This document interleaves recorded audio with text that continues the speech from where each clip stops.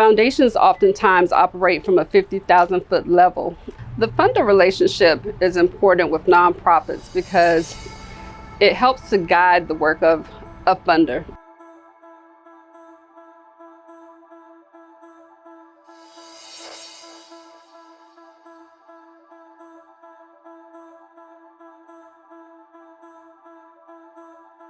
For the foundation, it's important to establish relationships with nonprofits because oftentimes they often have the relationships with community members.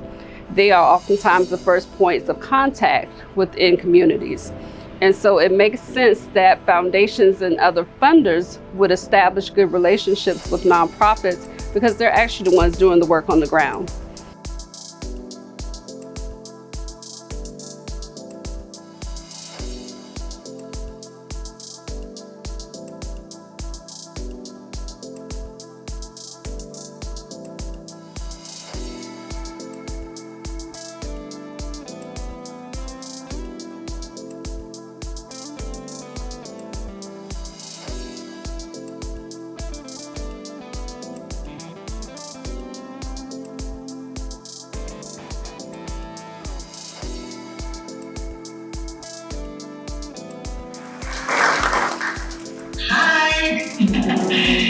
What do you think are some of the top student biases that you're seeing in the rural business community that you think we should really work on?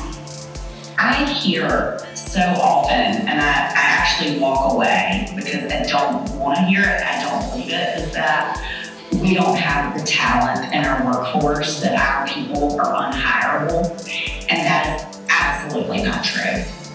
I wouldn't say that about any place where I lived. What are we saying about ourselves? But if you give people, if you engage people and nurture them, there are plenty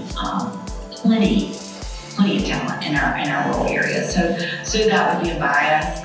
Obviously, the racial bias is just sad. And nothing good happens from all white people. Haven't we seen that? It just doesn't happen unless you've got people of color in your room with you at the table, leading the conversation. I'm tired of hearing those biases, and I refuse to be a part of that. The foundation can provide resources to a community, but unless there's someone there to help us actually implement change, then it really doesn't serve a purpose. It's the foundation's responsibility to make sure that the intention we have of doing good matches the impact that happens within that community.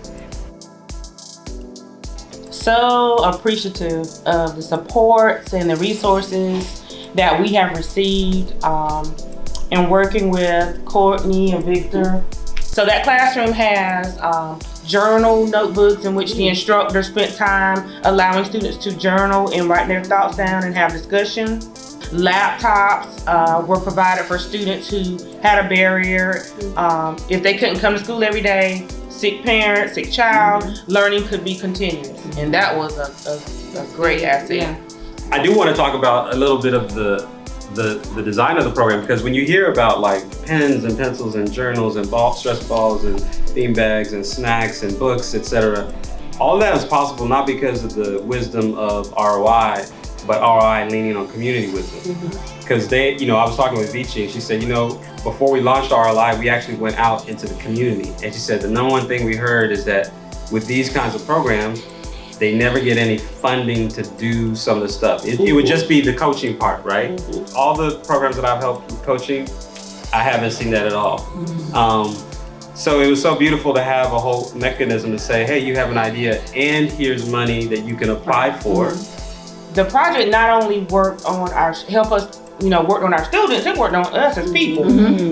If you really completed the exercises and you were engaged, it really worked on you as an individual as well. And so that holistic approach was definitely beneficial for our program.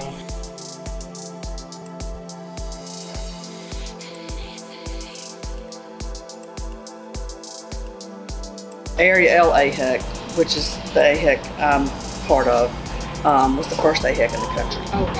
Yeah, so we had our first president was kind of charged with starting the AHEC model, which was really to kind of bring medical students out to the community to do their training. Yeah. So we have been very passionate, really probably since about 2015, on adverse childhood experiences, trying to educate healthcare providers, because as a healthcare provider, I didn't even know that existed until, probably 2015.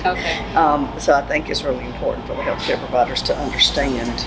I'm learning about the resilience work that ROI is doing because I grew up in the northeastern part of the state as well, and so to see what they're doing and just kind of thinking how that could be replicated in other places because it's needed. Yeah.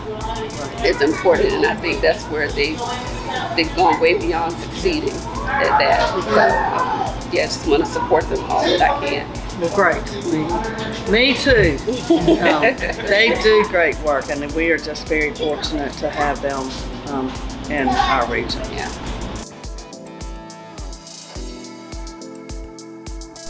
Adversity is not your destination or destiny.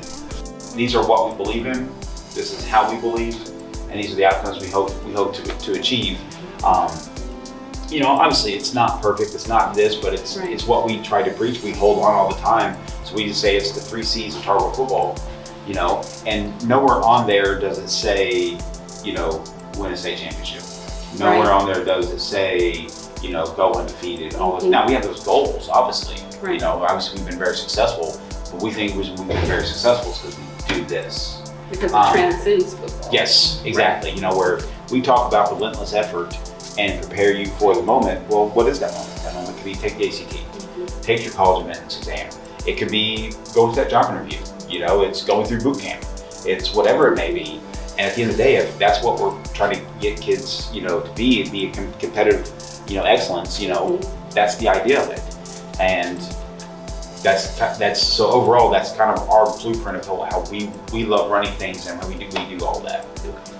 We can listen to the conversations that nonprofits often have with community members so that we can get the resources that the communities actually identify as the needs and oftentimes the wants to create the positive change in their communities.